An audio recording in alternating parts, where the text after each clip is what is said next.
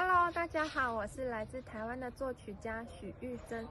这次很开心受到 Melody 的邀请，为他们创作一首给长笛和单簧管的二重奏作品。而且他有特别告诉我，希望是台湾风格的曲子。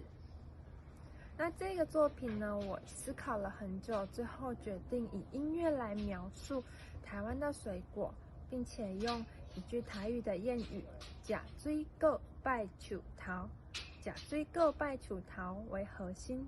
这句谚语的意思呢，是跟我们说吃水果，吃水果，吃水果的意思。然后拜树头，你要去感恩那一棵树，所以整个谚语的意思是感恩的心情。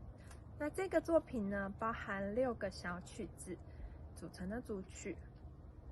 一开始的序曲就是用这个吃水果拜树头的谚语作为旋律的基础，然后用台语的韵味去发展这个旋律。接下来呢，后面的各首就是会描述表现很多个台湾我喜欢的水果，比如说酸溜溜的梅子，我就用一些滑音，然后很多籽的火龙果、西瓜，我就用很多的断奏来表现，或是切分音等等的。那因为农作物的生长与节气息息相关，所以每一首的曲名我不是用水果，我是用节气的名称来命名。那希望大家喜欢这一首给长笛和单簧管的二重奏作品，而且是台湾风格的曲子，希望大家喜欢，谢谢。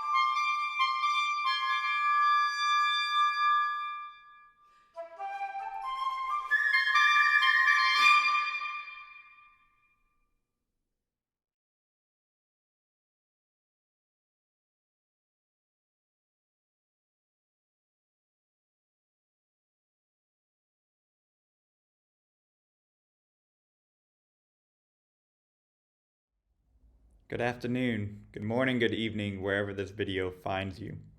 My name is Thomas Wilson, and I'm here today to talk a little bit about Monmouth, the next work on the program. A little bit about me: I am the adjunct instructor of music theory at Louisiana Tech University, and I write music for stage and for video games, and I teach courses related to both, teaching music theory, digital orchestration, where we orchestrate within a digital audio workstation, music and sound for video games, and much more. The next piece on the program, entitled Monmouth, I was commissioned to write this piece by the Vermilion Duet. They approached me and they said to me, write a work talking about your heritage, about your past.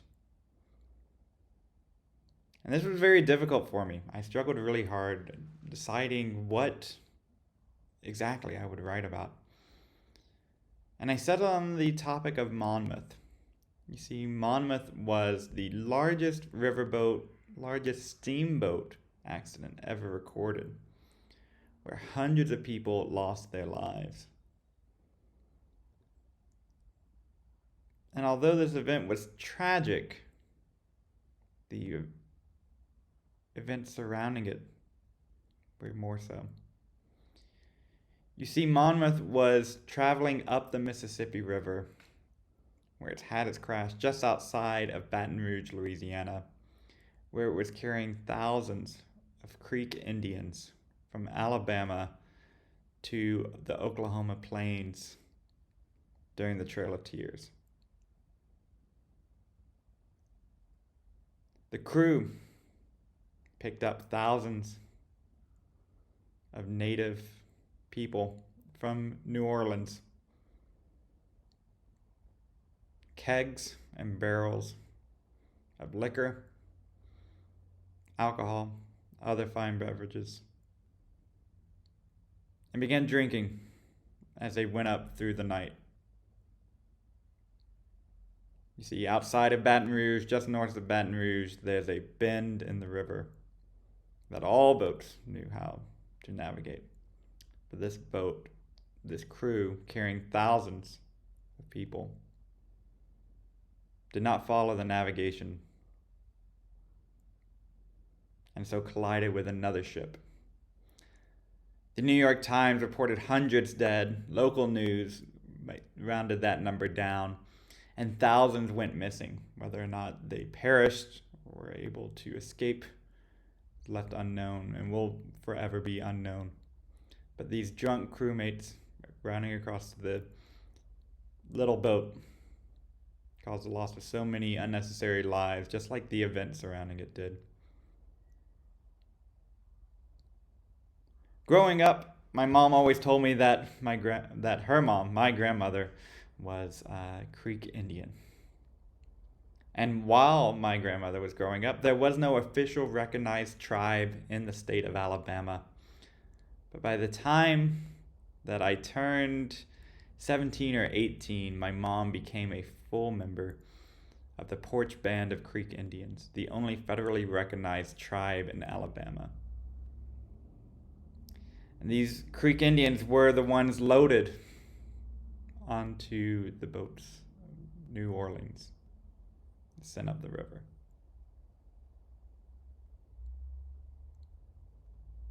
So I wrote Monmouth to talk about that past, to talk about part of my past, to bring attention to the atrocities that happened those time ago while I'm living in Louisiana. The piece itself is rather solemn, reflective, looking backwards, and at some point introspective. What does that mean for today? We have atrocities committed against the weakest among you. I want you to listen to how Thomas and Melody perform this dialogue that occurs between the work. They talk back to each other with accelerating and decelerating rhythm markings, where they literally accelerate as they play and fly away. I also think that you should pay attention. There's a quote in it. I'm not a huge fan of quotes, but this one has a quote. Where I quote from Steamboat Willie, the vaudeville classic, about two steamboats that get into a race to move up and down the Mississippi River. Although it was not a quote from the time period, seemed to be adequate to introduce Monmouth. In addition, the quote implies and verifies and explicitly recommends that the performers play it drunk, intoxicated, uneven. So you'll hear that. In addition, transitions happen where perhaps maybe seems like we're moving towards a brighter place, but then not meant to be. I hope you enjoy Monmouth. It's a very heavy subject for me, but I hope you find some sort of peace in the reflections and some sort of empowerment while moving forward. If you want to know more about me, you can find me at my website, thomaslwilson.com, and I'm on all the socials. Take care. Enjoy Monmouth.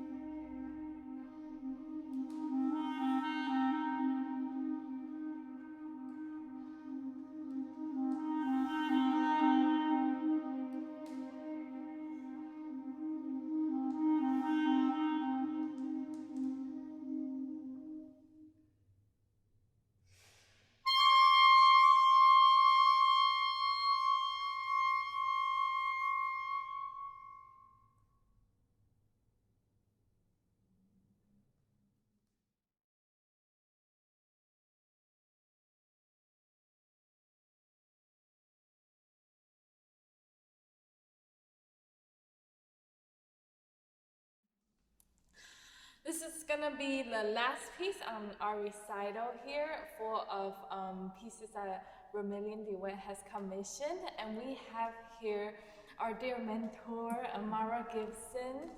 Hey, could you introduce yourself? Absolutely.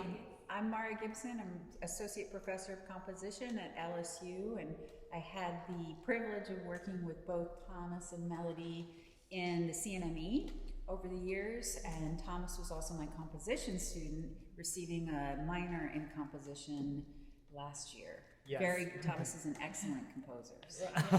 Thank you. Yeah, so now then, can you tell us about your piece a little bit? Mm-hmm. Sure. So this is Pranayama, and that comes from a yoga term, which prana means sort of the universal force, and yama means to release or to regulate. So a lot of it has to do with breath and breathing, and because it was for flute and clarinet, I thought, oh, this is perfect. And so I am a big fan of collaboration with visual artists, poets, whatever. And I've been wanting to collaborate with my good friend Ann Austin Pierce, who was based in Kansas City, but now based in California.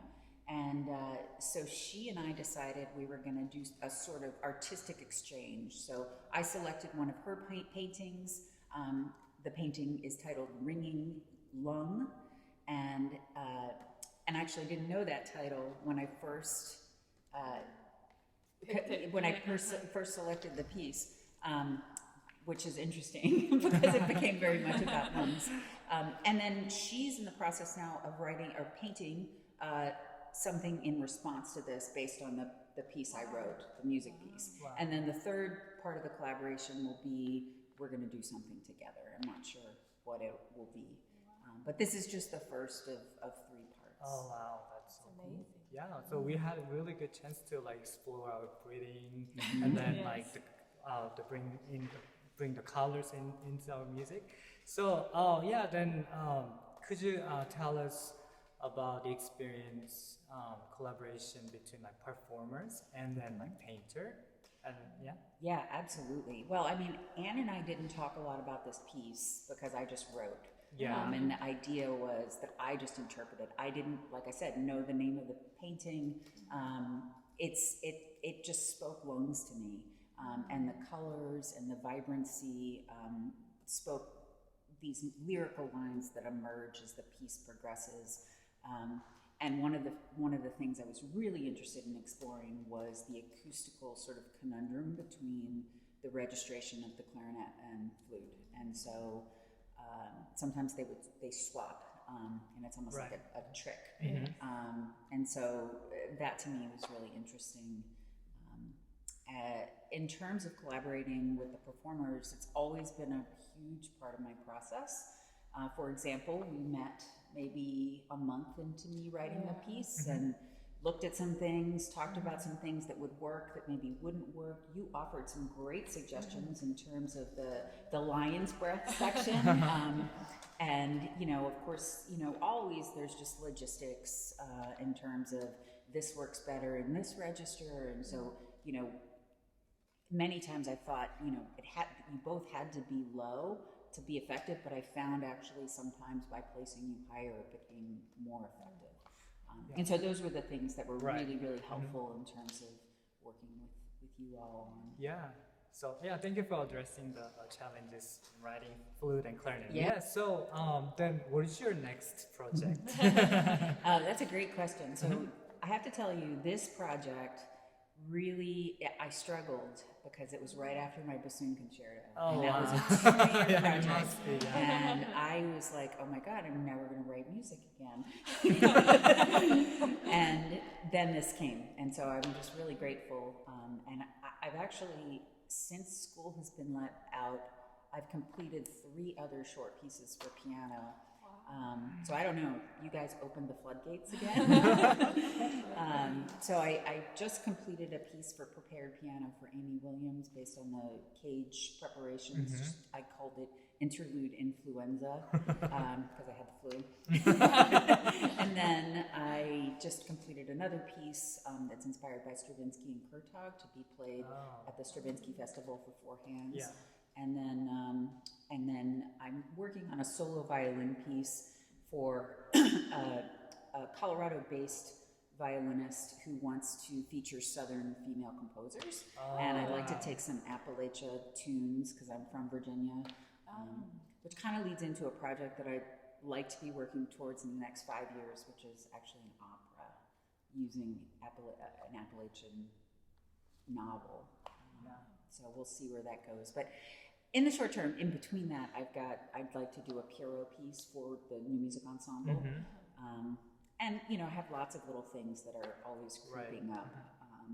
But yeah, the next big one is going to be the opera. The opera, yeah, I look forward to it. Yeah, Me too. Exciting. Yeah, well, and also, thank you so much for your music, and we also looking forward to the second and third part of this. Absolutely, yeah, it's a set for sure. So And very exciting. Anne is so excited, and if you do ever perform it in California, I know she'd love to come. Yes. She will. Absolutely, We have to do that now. Yeah. Yes. Okay. Then, without further ado, it's Pranayama by Margaret.